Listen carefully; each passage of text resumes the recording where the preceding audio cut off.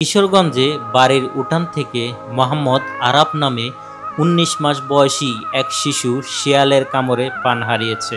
নিহত আরাফ সদর উপজেলার ভোলাই ইউনিয়নের তেরহাসিয়া গ্রামের মোহাম্মদ লিংকনের ছেলে। জানা যায় বুধবার ১৯ মাস সন্ধ্যায় পরিবারের সদস্যের সঙ্গে ইফতার করে আরাফ।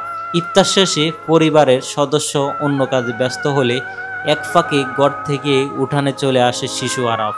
এ সময় একটি শিয়াল আরাফের গলায় কামড় দিয়ে নিয়ে যায়। ঘণ্টাখানেক পর বাড়ির পাশে জঙ্গল থেকে আরাফের মরদেহ উদ্ধার করা হয়।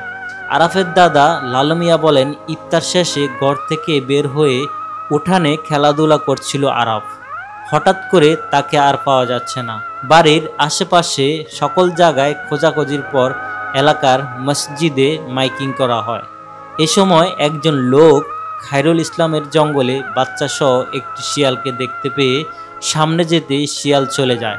পরে তার ডাক চিৎকার আমরা সকলে গিয়ে দেখি আরাফের গলায় কামড়ের দাগ, বুকের মধ্যে পায়ের নখের দাগ। তাড়াতাড়ি করে গ্রামের একটি ফার্মেসিতে নিয়ে গেলে আরাফকে মৃত ঘোষণা করে চিকিৎসক। আরাফের বাবা লিংকন বলেন, সন্ধ্যায় আমি স্ত্রী সন্তানকে নিয়ে বাসায় ইফতার করি। ইফতার শেষে ব্যবসা প্রতিষ্ঠানে চলে যাই। কিছুক্ষণ পর বাড়ির লোকজন আরাফকে খুঁজতে আমার দোকানে যায়। দোকান থেকে এসে আমার ছেলের মরদেহ দেখি। এই ভিডিও থেকে অনেক কিছু শিখতে পারবেন। বাচ্চাদেরকে অবশ্যই চোখে চোখে রাখবেন। বিশেষ করে গ্রাম এলাকায় শিয়ালের আনাগোনা বেশি। তাই তো যেসব জায়গায় শিয়ালের আনাগোনা বেশি ওইসব জায়গায় বাচ্চাদের খেয়াল রাখা উচিত, চোখে চোখে রাখা উচিত। আরাফের বাবা মাকে সান্ত্বনা দেওয়ার মতো আমাদের ক্ষমতা নেই। আল্লাহ আরাফের বাবা মাকে যেন ধৈর্য ধরার তৌফিক দেয়।